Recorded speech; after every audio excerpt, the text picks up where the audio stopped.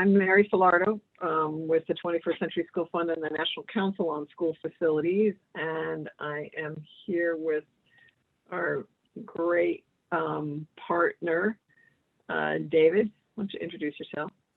Hi, good afternoon. David Sturts, Cooperative Strategies. Thanks you all for being here again, and definitely following Mary's lead here last week and this week as she leads us through thinking about ARP. And as if you heard the preview conversation there with Bob Gorell in Maryland, helping to define some guidance here that helps us use this money wisely, which is the call of the hour. So why don't you go ahead and lead us, Mary?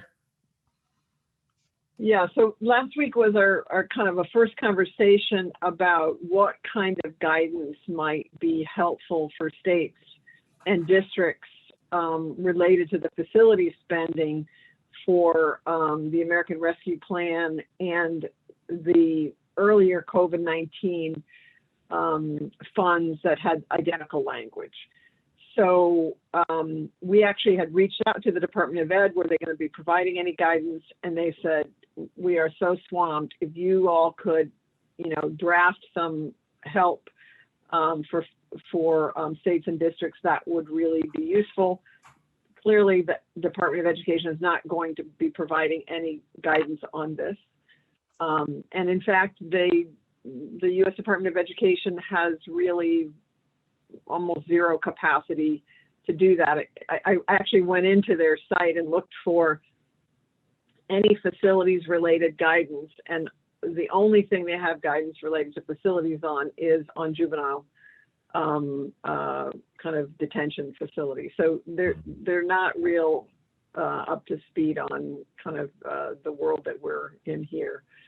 So what I want to do is go over a proposal that we've been developing based on our conversation last time and other discussions we've had with folks in the field, and then establish a process or like sort of examine a strategy for trying to get out a document that has some standing in districts and states for facilities and operations chiefs and community folks to use to make sure that they get a real tranche of this funding for their facilities. And Mary, as you get started here, just as for norms, for those of you who are new, we do have a presentational element to this, but please, as we're going through the conversation, if you have questions, comments, thoughts, put them in the chat, and then I'll MC those to Mary as we go. So go ahead, Mary, don't want to interrupt. Yeah, no, that's right. So I just wanted to remind folks what we're looking at is basically to LEAs about $171 billion. Now this is the CARES, the Corona relief through appropriations, and then the ARP. So, and while this is a September 30th, 23 date in the law, there's a Tidings Amendment which gives it another year. So we're looking at these dollars needing to address some of the hardships of the last, kind of over 3 years. So one of the things in terms of the guidance was thinking about what's the foundation for kind of ARP, and to a large extent it's around impact, right? But it has a particular concern for the disparate impact that COVID has had on minority and high poverty communities. And what we know is that the school districts with facilities in poor condition have an added barrier to reopening and operating safely. And so what we would like to recommend is that this collective group with the National Council at its heart encourages districts to use COVID relief funds to address a wide range of deferred maintenance and repairs in your buildings and grounds, including but not limited to the specific facilities project examples included in the text of ARP.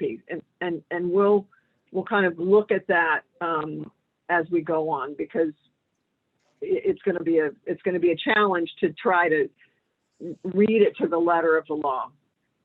And what I stuck this in there from my good friends at the ACLU of Maryland.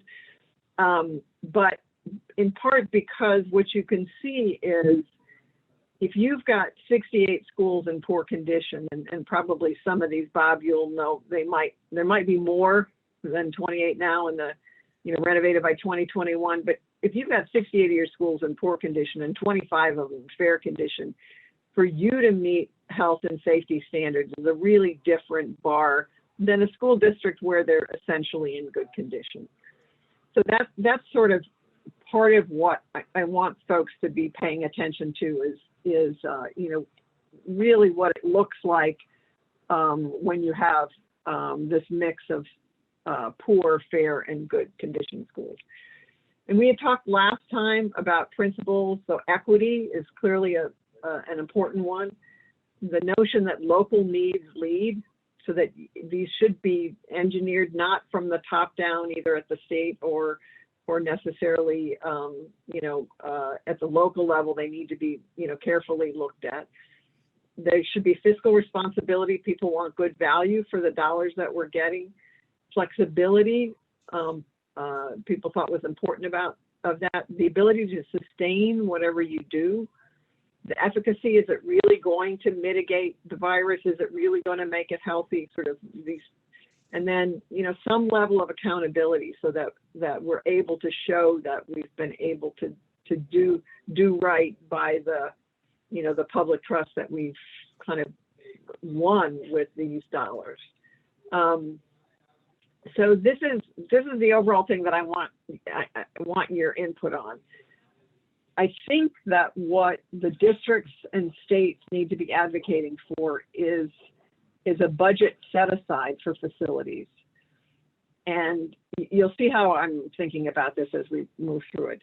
And this budget set aside would enable the district to implement the CDC operational guidelines, fully support the routine maintenance, and reduce some of the deferred maintenance.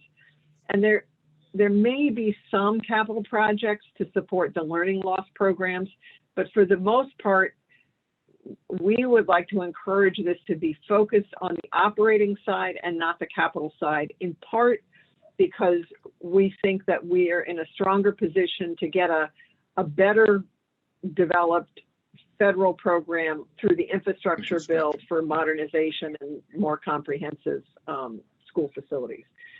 So this is sort of the strategy. The idea is, and I'll go back to that.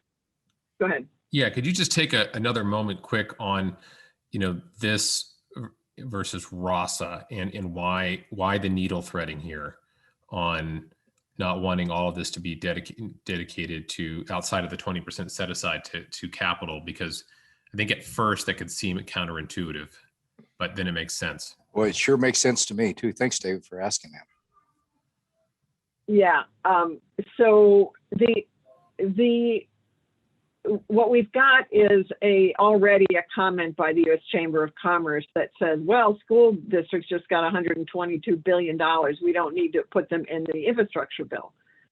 But the operating needs for schools, including for school facilities, are really pretty dramatic, both because of revenue losses associated with state revenues and local revenues, but also because of the added cost of operating in a pandemic and trying to address learning loss following a pandemic. The longstanding disinvestment in facilities related to, energy efficiency, related to resilience, related to, Americans with disabilities and educational kinds of requirements are really different, and they will require and do require a level of funding that in no way is contemplated in the COVID relief. And so, we think, everybody's just got to put their big boy pants on. It's a lot of money, and that's what it is. And so I don't want us to sort of back away from, the level of need that we have on the overall infrastructure side to to kind of right size for efficiency, to kind of enhance for education, to address our all of the various needs with infrastructure in terms of water and other and energy and other elements. So we think that it's going to be best to focus the set aside on the routine maintenance and the deferred maintenance in our schools. So does that help a little bit? Yeah, and I just thought that point bared a little bit of emphasis because thinking about it, it's focusing on catching up on those deferred maintenance needs in order to open safe, healthy, warm, safe, cool, dry schools, and thinking about RASA as that large capital renewal focus. And that's how I understood your framing to it. Right. We had I had the same conversation this morning with my working team and the facilities guys in the great city schools about where the emphasis for the ARP money ought to be placed. And there's not a consensus there. But it seems the optics would suggest that if we aren't careful here and focus on the capital side, if there is any opportunity to tap into infrastructure money, I think we defeat our purpose. Right, I agree, Bob. And I think there's so much that can be done on the deferred maintenance side and that needs to be done. And frankly, to fully fund the routine maintenance of these districts, that I think maybe we could persuade them.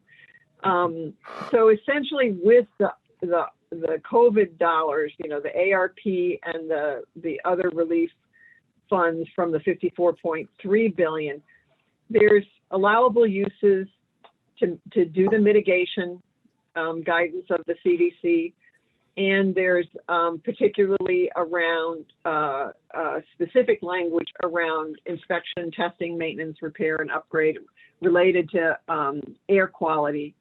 And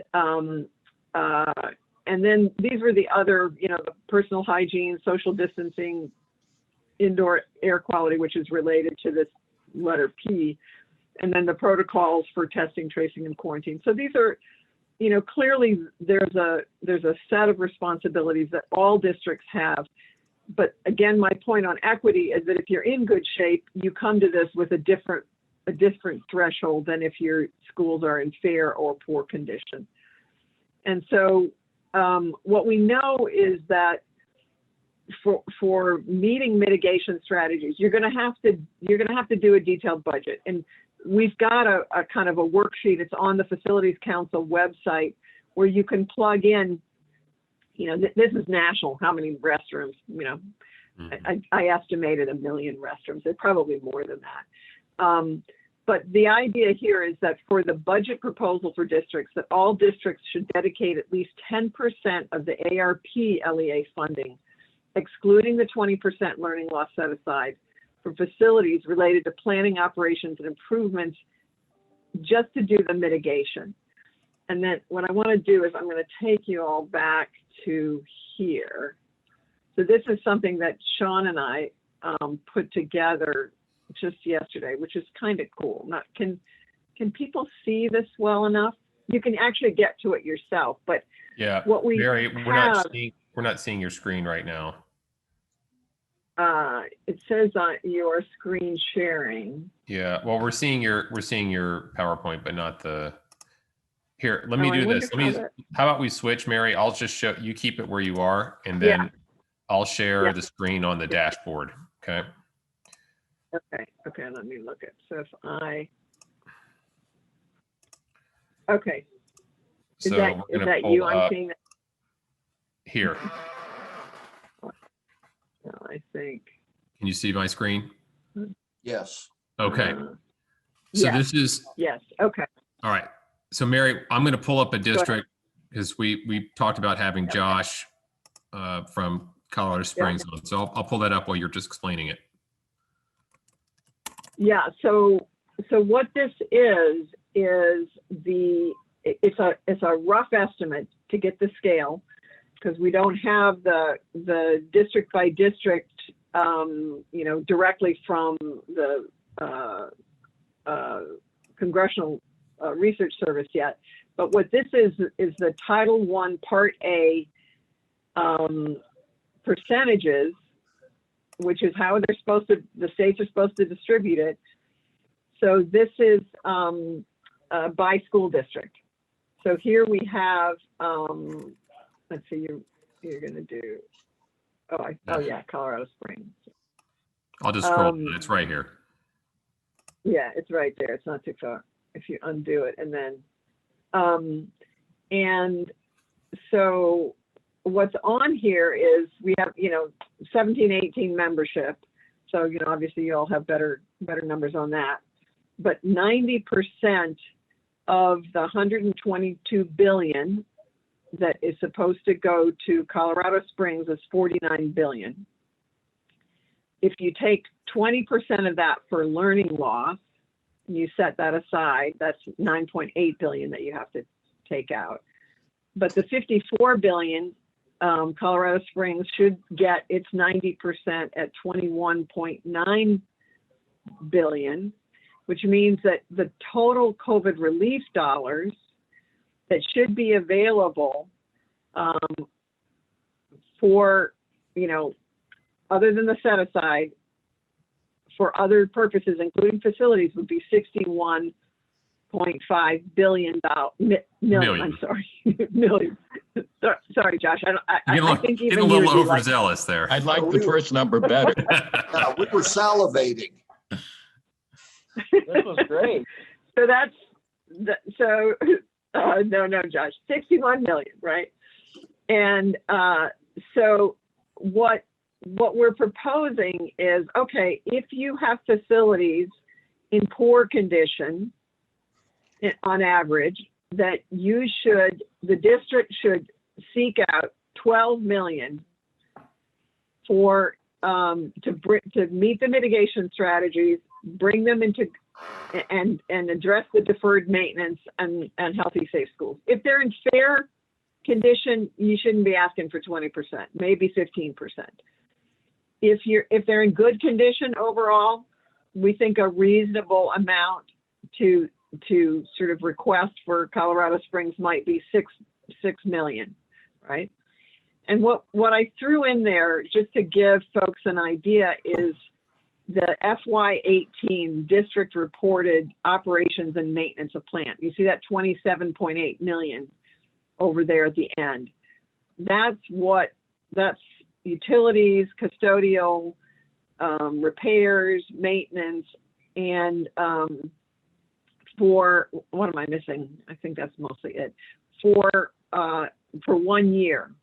So what you can see is that if your schools are in good condition, but you've got to still meet your mitigation requirements, it's about, what is it, 6 and 27, it's about, about a 25% increase. Now, one of the issues here that would be interesting to get folks' thoughts on, the dollars are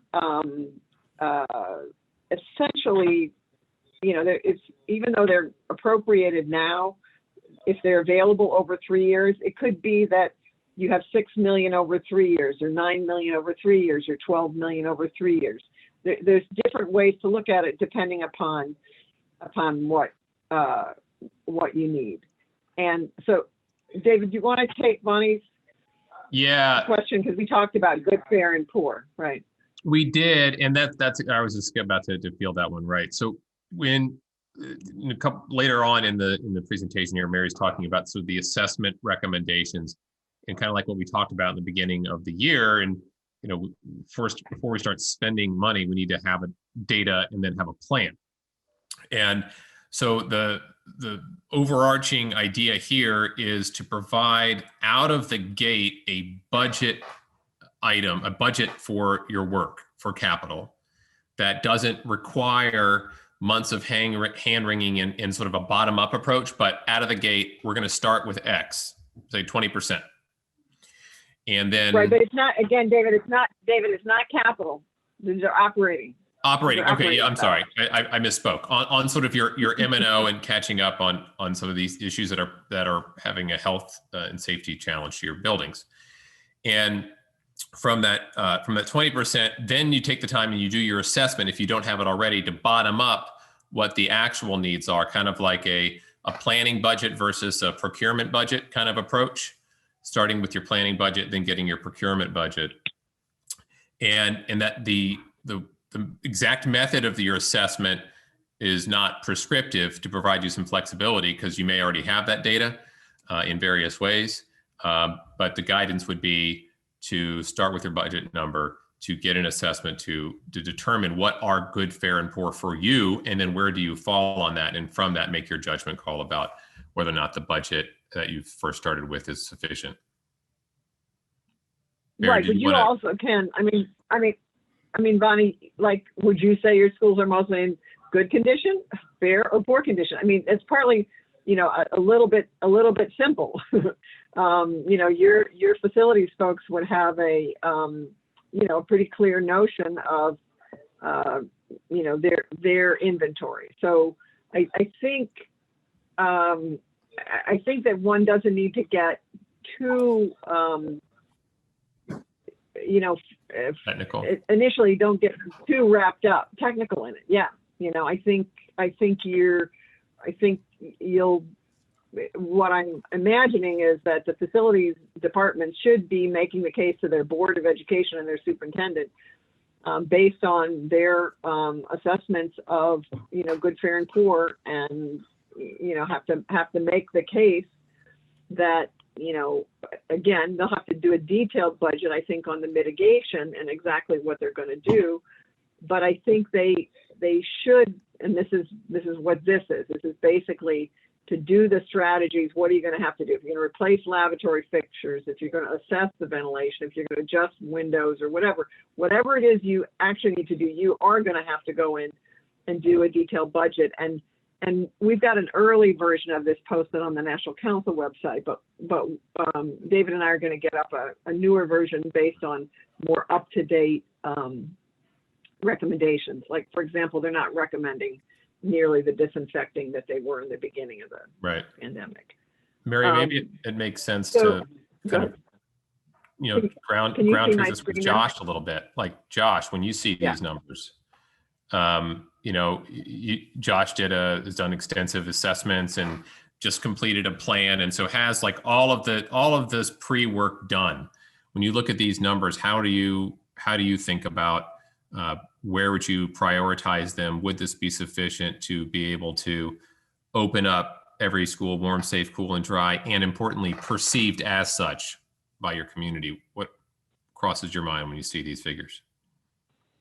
Yeah, I think for us, David, we have a good feel for the condition of our facilities district-wide. And I think Mary makes a great point that, our district, we're at 4 million square feet.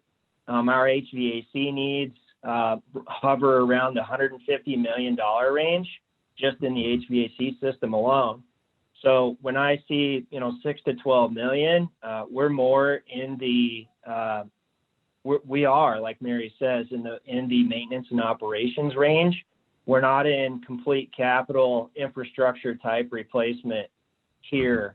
It's just not, we're an order of magnitude off for capital replacement.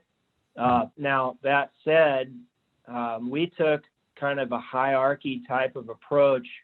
If you think of Maslow's hierarchy, food, water is at the very bottom, right? So for us, we started with, do all of our HVAC systems work? Do they all, if not, then let's get them repaired.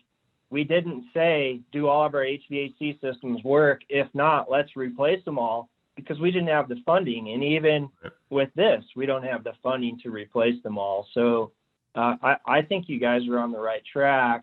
Now we have taken that approach. We have identified, if I hadn't, what I would do and what I would recommend districts do is do a deep dive into your HVAC systems, understand which units are not working properly, providing good ventilation, and then start using this funding to repair.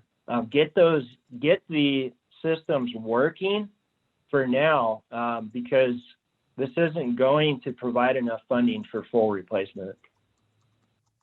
Right. And Josh, how much did it cost you to recommission those HVAC systems that weren't working? Was it like 3/4 of, I can't remember the exact number, about $1 million? Yeah, in essence, we spent about $500,000 assessing and repairing our HVAC systems. And that dollar amount also included altering our building automation system so we could increase the ventilation to our spaces based on outside air temperature. So if it's 70 degrees outside, we bring in a lot more outside air than what we bring in if it's 30 degrees outside. So that $500,000 over 4 million square foot portfolio was what we invested for repairs and increasing our ventilation. And that was pretty much bare bones. We did most of that in-house as well. Okay. Right. Thanks. So that's really helpful, Josh. And part of, again, back to the sort of the what we envision as ed guidance is if you have schools in poor condition, to get them ready to operate, as healthy and safe environments looks a bit different. So we think that it makes sense that, you're going to need to improve the general health and safety of the school. So the language in the bill says, repairs and improvements to enable operation of schools to reduce risk of virus transmission and exposure to environmental health hazards and to support student health needs. So we're again suggesting that this has got to be a broad interpretation of supporting student health needs, and that the deferred maintenance that is a part of many districts would be an eligible sort of application of the, ensuring health and safety of students. Screen share again, Mary. Oh, say it again. Do I need to screen share again? Right. Yeah. All right, let me do that. Hang on. I don't know where that is now. That little thing disappeared, David. Let's see. Where did it go?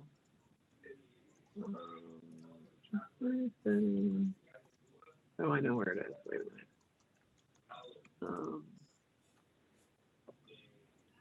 Your screen.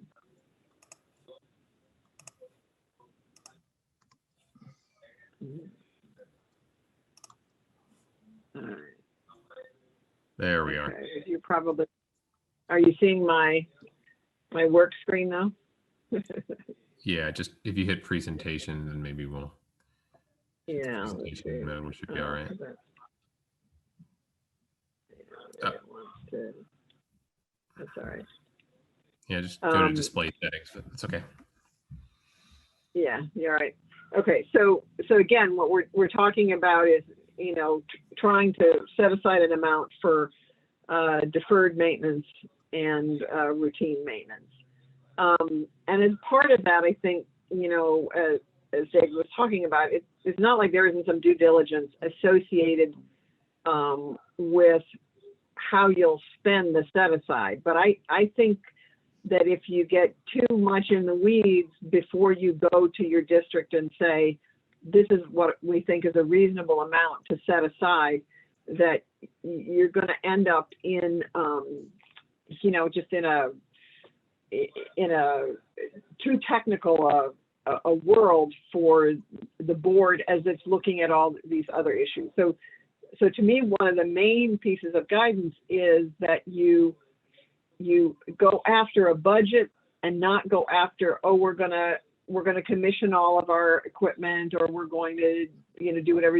That is the kind of thing that you may do, but I would really work to try to get a budget set aside sort of early. Again, this is why kind of trying to provide you with, well, this is what it looks like if you had 10%. This is what it looks like if you have 15 or 20%. So David, why don't you walk through, here's another example of, so of a school district. Yeah, so this is a district that I've worked intimately with in the recent past. A larger district, over 120 schools, well over 10 million square feet, and just looked at their data, said data down by system and by, and tying that to the FCI of the buildings, and kind of just doing some napkin math based upon the ARP funds. And okay, what would a 10% set aside of 10% of 80% look like? What would 15? What would 20? And then what are the needs? How are those needs in total by system? How do they look by system, by school, based on deficiencies?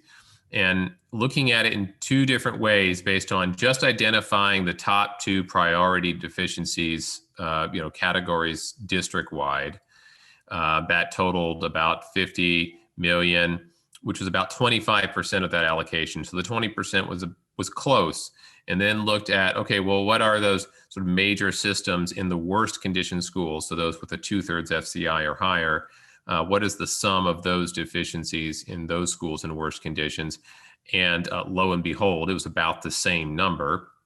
And so that 20% of the 80% gets you close in this model is of a test case to meeting those top identified condition needs at your worst condition schools. That's not going to do everything everywhere, but it did come close to that 20% number. All right, thanks, David. So, the things that we've been talking about have really been operating and maintenance, deferred maintenance issues. But what I did want to point out, and this is where, Bob Carlson, the idea that folks are going to want to do some capital projects.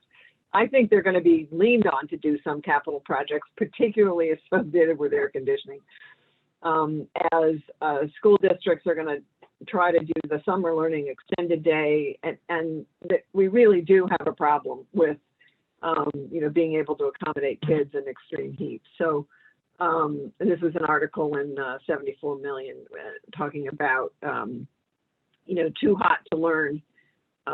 Showed nearly a dozen of the biggest school districts lack air conditioning.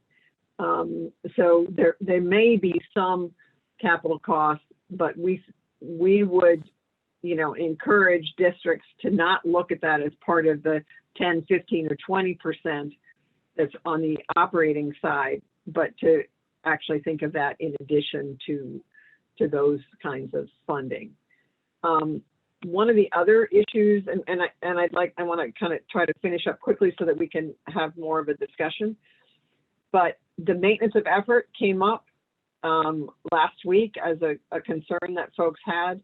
And frankly, it seems pretty open. I think that if you did a budget approach and not an item by item approach, you'll have an easier time showing a maintenance of effort and a maintenance of equity, which is what they've added, this sort of notion of maintaining equity.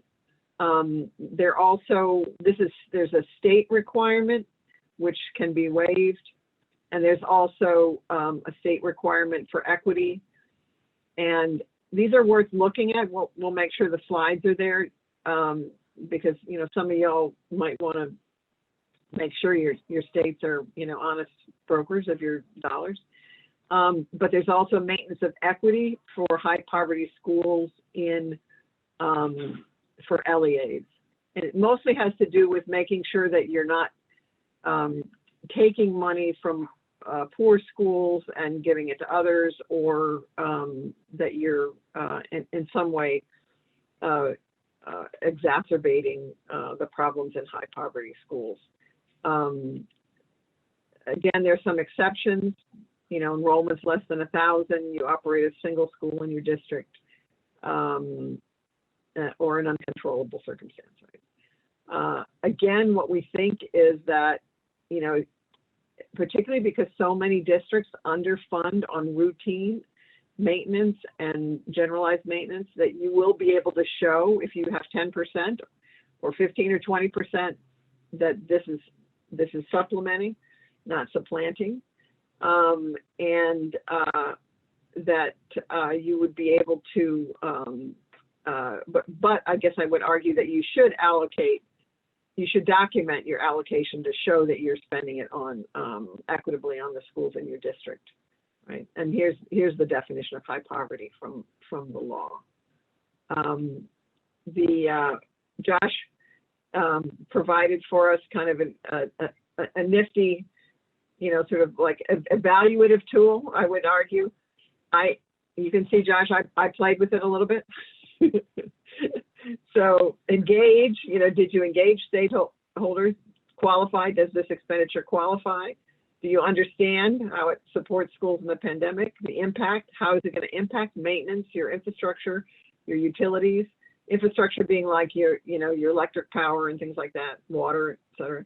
Proven, is the expenditure proven to make a positive difference? He had equip, I had equipped. So we need a P, so any suggestions in the chat. E, is it effective?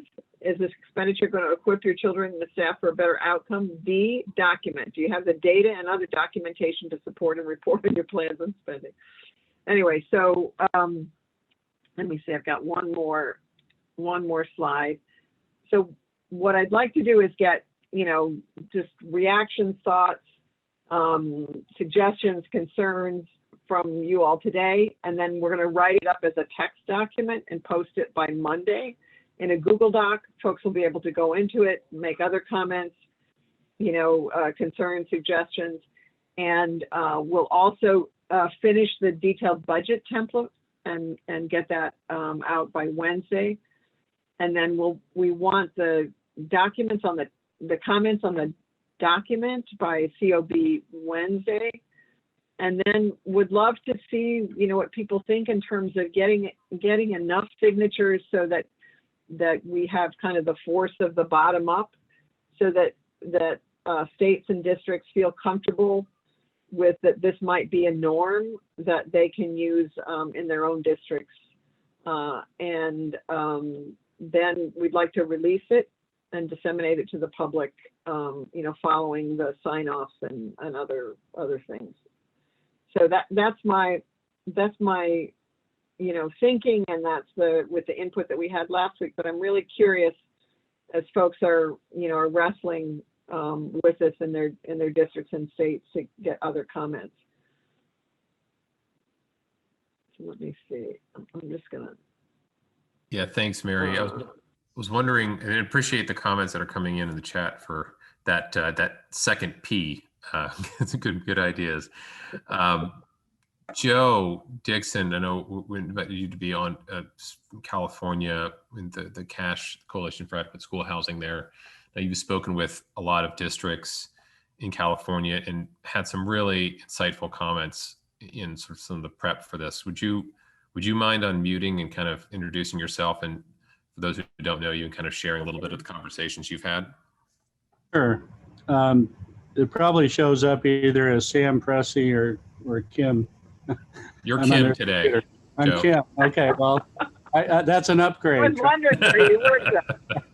Yeah, I'm in San Bernardino City Unified, sitting with Administrator of Operations, Director of M&O, and Director of Facilities. And San Bernardino City received, what, Tom, over $300 million in the three, we'll call them ESSER funds, the March, December, and then the American Rescue Plan. So they have, that's a lot of money for any district. But I've been talking to districts. I've been on County Office of Ed webinars and talking to districts about, this is one-time money, and one-time money should be used to reduce ongoing costs. We're going to have a lot of issues coming up with enrollment. We lost a lot of kids in California and probably other places around the country.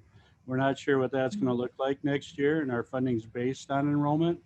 But more importantly, the ventilation piece, and we've been hearing from teachers and teacher unions and other stakeholders about how important that's going to be. And it's written into all the legislation, as we all know. Everything's about ventilation. So I'm working with one district that's actually in Northern California, where they have 11 portables that were placed over native soil, and they have the old heat pump units on the back. There's simply no way to make those healthy without tearing them down, trying to put in a foundation or pour a slab. So we're talking to the board about using these funds to replace the portables with a permanent building. We don't think there's any other way to bring the kids back safely and in a healthy environment. So we're doing that all over the place. We have some other legislation in California for assessing our ventilation. Personally, I think it's a disaster the way it's written, but that's another webinar. So these funds need to be, in my opinion, as flexible as possible. Our conditions in California go from, urban to suburban to mountains to deserts. There's districts that don't have Wi-Fi. There's districts that just don't have the human capital to understand how to use these funds. So I've talked to over 100 districts, and that's my spiel. I'm telling them, look at your facilities. If the roof leaks, can you bring kids back into an environment with a leaky roof, which leads to other, air quality issues? I don't think so. I think I could make a pretty strong case that the pandemic relief goals are met if you use the money to replace a roof, if you have to, replace the HVAC if it doesn't meet current ASHRAE standards, all of those. So those are my comments. Yeah, no, that's really interesting. I was just looking at San Bernardino, because San Bernardino City you defined, right? Is that right, Joe? Yes. So can folks see my screen or no? No, you're sharing a different screen, I think. I know. Let's see. You drag and drop it over on top of the PowerPoint. Yeah, I think I can. Let me see. Wait a minute. Yeah, here it is. Yeah. Can you see that now? No. No. Well, what I'm looking at, I'll tell you then, is in San Bernardino, about a total of 279 million. That's without the learning loss. Okay, that's that. The learning loss got taken out, because otherwise it'd be 320 million. And that district spent about 67 million in operations and maintenance of plant in FY18. So if they had 20%, it would be 55 million for facilities under this sort of scenario. And I'm just curious in terms of, how willing is the district to spend, I don't know, 100 million on HVAC?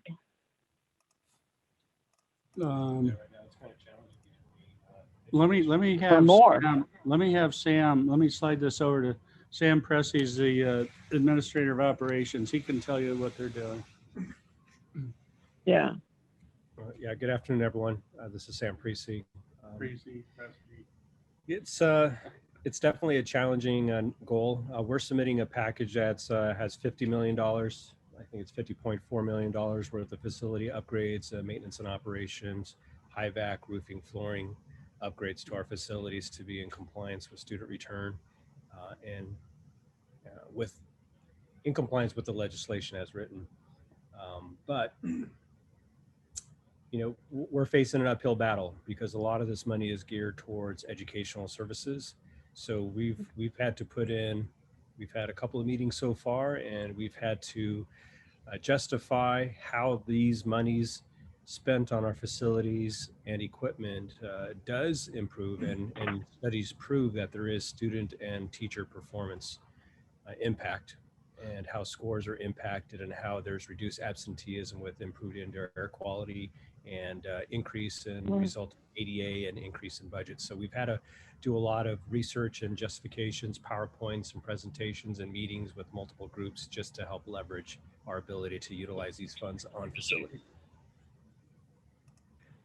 That's really interesting. One of the things that I also find interesting, and this is partly what I think we're trying to do with the guidance, is kind of give districts the standing to make those cases without having to convince everybody of all the research and the technical, is that if you had 20% of the allocation, it would be $55.9 million.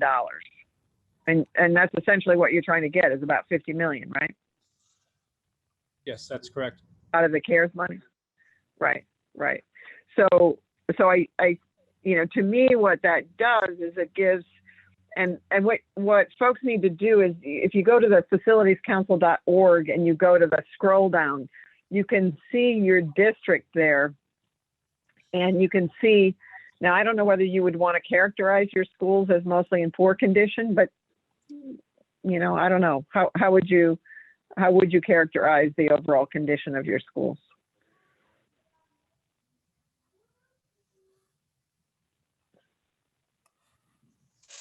Tom, what'd you say? So we did a facilities assessment several years ago, and over the past 13 years, we've spent about 1.3 billion on schools. And our average FCI score, and I converted into letter grade, is a B. So we're not the best, but we're definitely not the worst compared to a lot of surrounding districts. We've been blessed with a lot of capital funds that others have not been blessed with. Right. They've had a really active building program. They've accessed hardship money through the state facility program more than anybody in the state. So they've had an active building program. It's like, San Bernardino was identified as the poorest city in the nation. And in the schools were like the beacon of hope. I mean, and so they did a really good job of, cleaning them up, fixing them up. And they actually, they're in good shape overall. Mm-hmm. We have our outliers, but yeah, as a whole, we've made a good dent in it. Right. It makes me think whether or not maybe in the guidance, rather than putting it in terms of, that you have to call your schools poor. I don't know. Do people have thoughts about that? Like, rather than saying, oh, we need to use 20% because our schools are so bad, rather than characterizing them in that way, it could be, could be age or condition, I don't know. I'd be curious, other thoughts on, sort of on the idea that you can, to get a set aside as opposed to going after particular, particular, like, oh, well, we need to do X, Y, and Z. It's like, no, we need 20% of the funds that are a part of this for mitigation and to ensure health and safety. I wonder if I can get from folks a sense whether or not you think that will work with boards.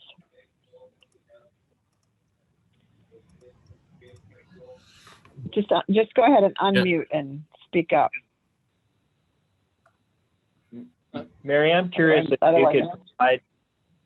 could you provide a little background maybe on how you landed on 10, 15, and 20 with poor, fair, and good? I mean, San Bernardino is saying, our facilities are in pretty good shape, and they're asking for 54 million, which is over the 20% in good. Right. The 20% is about 55 million, so it's about the same. I know, and that's where I'm. I was just looking at the how much districts had spent on their maintenance and operations, and trying to get an idea based on that. If David, why don't you put your screen up again with the Tableau data on it? Sure. So, I mean, we could definitely adjust adjust those. And, but that was, I was kind of trying to do a bottom up and a top down, right? And so, yeah, there it is. So if you look at, take a couple of school districts, we could look at some of Alaska. Tim's here. All right, and, so you can see what the 20% does. So Anchorage, right? If the district's already been spending 70 million, and again, this gets to the kind of the operations versus the capital issues. Obviously, you could spend an enormous amount more than 43 million on capital, but we're looking at routine and deferred maintenance, and that's a big increase. It's almost a 50% increase in the maintenance and operations. So that was sort of how I was looking at it, and trying to think about how you could argue that to your board to say, okay, give us this budget now. We're going to use it over the next few years, but we want it now. We want it up front. We want it dedicated. Mary, but it might be that. Yeah, go ahead. No, go ahead. I was going to say that the comment in the chat, if I can find it again, from Aaron, his question of why not just say 20% across the board and not push districts to have to say their facilities are poor, which could be politically difficult right now.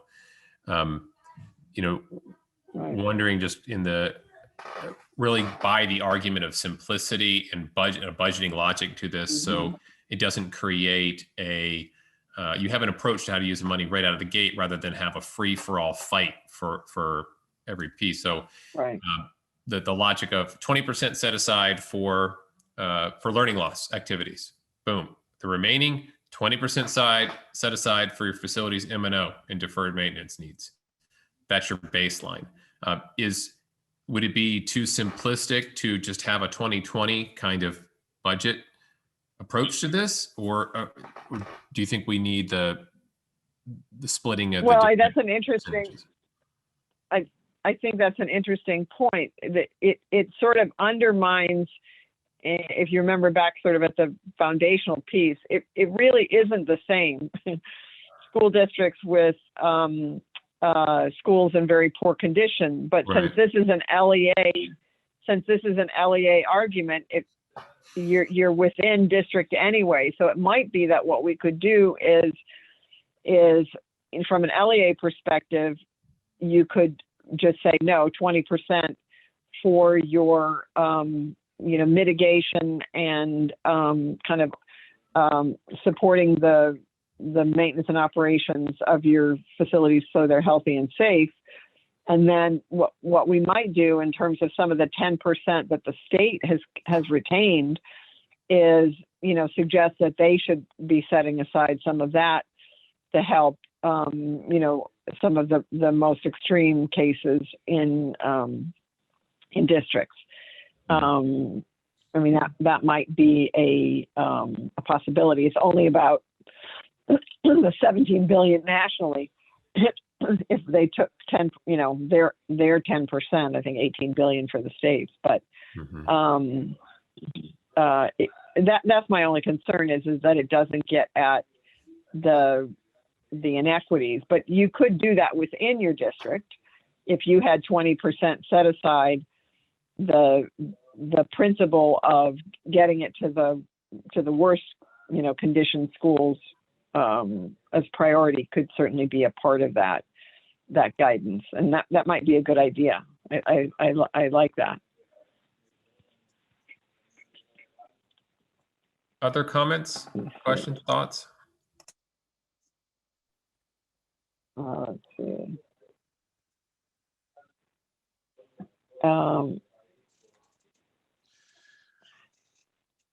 Let's see. This is Bernie. I'll throw in my 2 cents here. One of my concerns about basically is about the poor, good things, is basically at the school district level. My gut instinct is telling me that basically it's going to become a political issue, and the amount of money is going to be divvied up no matter what, so that every school gets something out of it. Whether they can be a brand new school, and I guarantee you in New Jersey they're going to get money. So I'm not sure that you're looking at it from a whole district perspective. I mean, I have like Newark is basically, they have brand new schools, and they have schools that were built in the 1800s. So, it's not the same, so, every school they're going to have to evaluate individually, but I still don't see them say, you're not getting any money out of this. I mean, No, everybody, they do. Every LEA gets money, and they get it directly, and they're supposed to be getting it in the next, week or so, right? It's through this, goes to the states, and then the states have to get 90% of it out within 60 days to the districts. Yeah, no, but all I'm saying is basically you're looking at, if you're looking at like, poor facilities, fair facilities, good facilities, when you get down into like the district level itself, I don't know how I don't know how a general think, because basically it's, theoretically, I have a brand new school. It's like 2 years old. It's just been opened, or I have a school that was built in the 1880s. I'm not sure that the general things work as well as, like I said, I mean, every school is going to get money. That's just the way it is. I mean, right. Whether they need it or well, not. every district's going to get money, not necessarily every school, right? Every district will get money. No, I understand that, but when it gets to the school, when it gets to the local level, the boards are going to basically figure out that they have to divvy up money to everybody. Everybody's going to get something. That's my concern here, is basically that there's going to be schools out there that may or may not need the money, and other schools that need more money, but it's going to be basically divvied up equally, or somewhat equally. They might just pick the amount of money and divide it by the number of students in the district, and everybody gets, every student gets so much money towards them, and then that goes to where those kids are in the school. Right, and this is why what we're working on is trying to develop a kind of a guidance document, right, that states can use for their districts, and that districts would have, so that they don't just necessarily pass it out on a per pupil basis, but that they look at the facilities area and take a budget amount and say, okay, this budgeted amount is for supporting healthy and safe facilities, and so that's really the objective of it, Bernie. And I think I think that the districts could. I think it will help them, because otherwise it is going to be a dogfight over each item. And so that's why kind of looking for a budget approach, a more systems approach, as opposed to, having to argue about every purchase and every project, that we think will get better management of the dollars and better projects if the departments have their money up front. And it's not that you're not going to have to justify it, but I think sort of looking at it, a set aside would be one way to kind of approach that. No, I understand what you're trying to do. I'm just trying to figure out how it will actually work at the local level. Right. That's sort of like, I mean, I still don't see where there's enough money to actually do everything that the districts think they can do already. They think that this is sort of like massive amounts of funding, but we have a whole lot of school districts that they have schools that don't even have air conditioning. So they're going to want to add air conditioning, which means they have to add electrical capacity. You know, and in the end, they're not going to have the money to do all that. I have a question for everybody here. Maybe I missed this. I was in and out of the meeting earlier, but it's around the question I put in the chat around the sunsetting of the funding.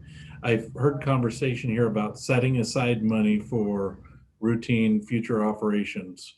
How does that work to set aside money for routine or future operations, maintenance, and upkeep if we have to spend it by the end of 2024?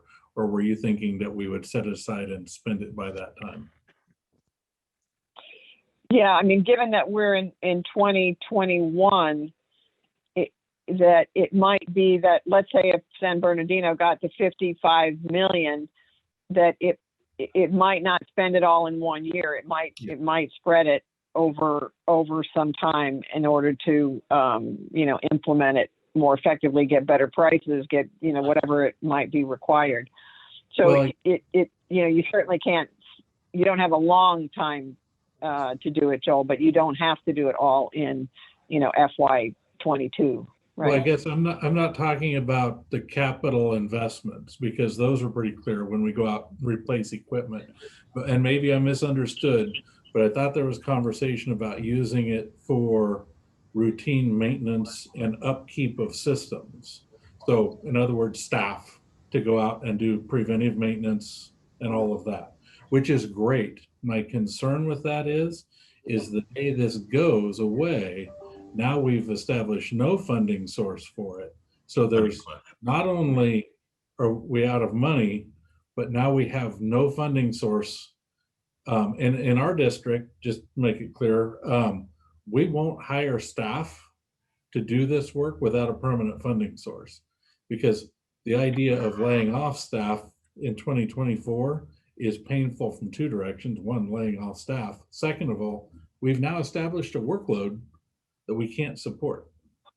So I personally, unless I learn a lot more, I'm not a proponent of putting any of this money towards preventive maintenance and upkeep of systems. As far as long-term type work, to catch up on deferred maintenance, absolutely supportive of that. To replace existing systems that are aging at the end of their life, we can spend tens of millions, if not hundreds of millions of dollars, even in our district on that. But long-term stuff, I'm not supportive at all, because it drops off in 3 years and I'm stuck. Right, and I think I totally get that, Joel. I think that in doing the deferred maintenance, some of what we hope might happen as it relates to that is that there may be some efficiencies that you gain, and you might be able to sustain some level of continued staffing with the funds that you've gotten, particularly as we are also obviously working hard to try to get infrastructure dollars also going to the states and the districts, and with the idea that we know we have to do a better job, not only in the capital side, but if we don't do the routine maintenance on the operating side, we're just going to be digging ourselves into another capital hole. So I think that I hear you that the dollars aren't there, but I think that with these funds and what we hope will be infrastructure dollars following soon after, that we can begin to do a better job with the stewardship of these assets that are so important to communities.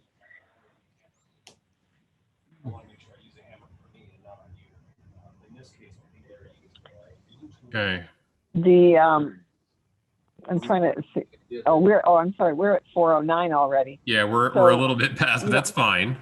Yeah, no, I'm sorry. There's, I'm trying to read through some of this, and I know that Toby Bernstein had a question about the guidance is not so much on sort of what you do, because David and company have been doing a fabulous job. So over many, many months, kind of looking at the specifics of kind of managing facilities and how you do it. This focus is on the guidance as it relates to trying to really help us understand how to get the funding from the relief bills to support good practice on the facility side.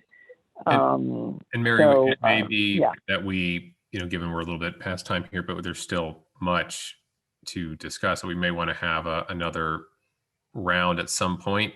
We're booked right now on this time through the next couple months. Next week, we're pivoting back to learning loss and mental health. We have a speaker from Jeffco on that. But perhaps as we work through the refinements here, and you have a new update for us, we could schedule a special session to do another pass if you're amenable to that. We can, but what we'll do is we will put the document in a Google Doc and send a note out to everyone to please put comments, and then we will kind of look at whether or not it makes sense to try to get some organizational sign-on associated with it, and then we'll take it to the National Council, back to the board, and get some sign-off there, and really try to get something out to the districts on getting funding, identified early and dedicated so that they can do, really some good work on the planning and the implementation of these funds. The sooner the better, right? Right. Okay. Anyway, all right. So I think that is great. Thank you, everybody, for the comments. Those are great, and look forward to continuing to get input on this. Yep. Thank you, everybody. We will send out a link to the recording, send out the link to the presentation so you can see all that here very shortly. And then we'll look forward to your comments on the Google Doc and continue carrying this forward. And Mary, thanks so much for your hard lift on this, you and Sean, for getting us all this information, collating in the analysis. No, that's fantastic. Thank you, David. Thank you, everybody. Okay. Bye-bye. Hey, have a great evening, everybody. Thank you.